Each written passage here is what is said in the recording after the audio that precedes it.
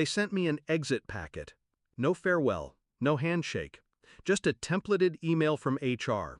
Effective immediately, your position has been eliminated. Thank you for your service. No call, no meeting, not even a name on the signature line. Just regards, human resources. They forgot something. Not a small thing, not a typo. Something that cost them everything. They forgot my name was on the founding license. $300 million worth of forgetting. I closed the laptop, poured a glass of bourbon, and smiled into the quiet. 10 years. I built that company from a napkin sketch and 3 maxed-out credit cards. They all laughed at the idea, back then, called it a hobby, a pet project, barely scalable. But I stayed. I built the code, wrote the architecture, designed the product from scratch. They brought in investors. I brought results. They brought in consultants. I brought sleepless nights. And when it started making real money, they started carving my name out like a tumor, bit by bit. They stopped CCing me on strategic calls, stopped inviting me to board dinners, redefined my title until it meant nothing but paper. And when I pushed back, they smiled, like I was the one being unreasonable. They thought they were cutting fat. They didn't realize they severed the spine. I didn't respond to the termination email, didn't call anyone, just listened, watched, let them believe I was gone, erased. It gave them confidence, which made them sloppy.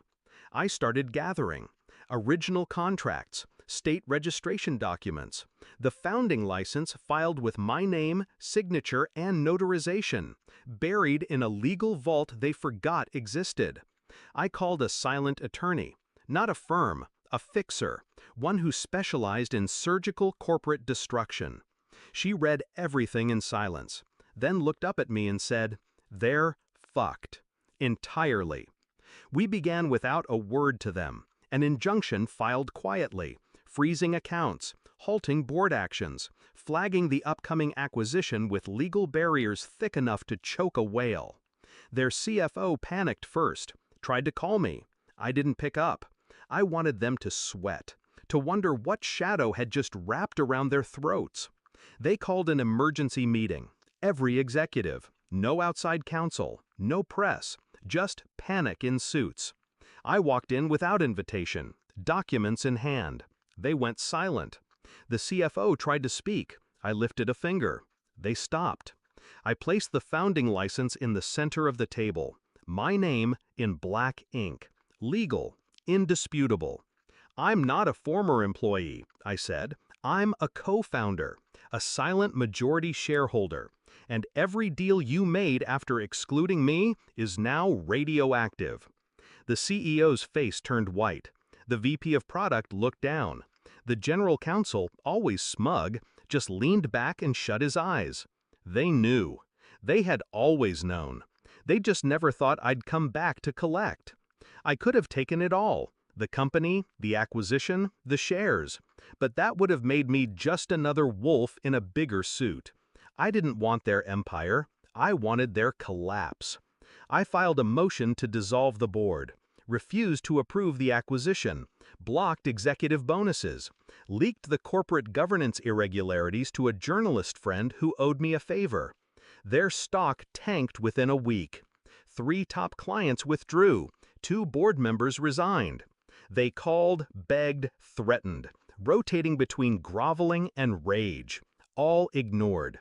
I issued one final message through my lawyer. The house you built without me was never yours to begin with. Now it burns.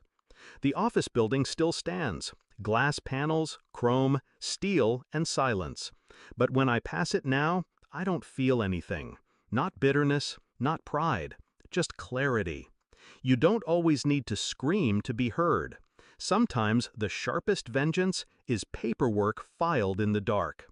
I gave them 10 years of loyalty. They gave me 1 line in an email. Now, all they have left is regret. And me? I have my name, in ink, where it always belonged, etched in the ashes.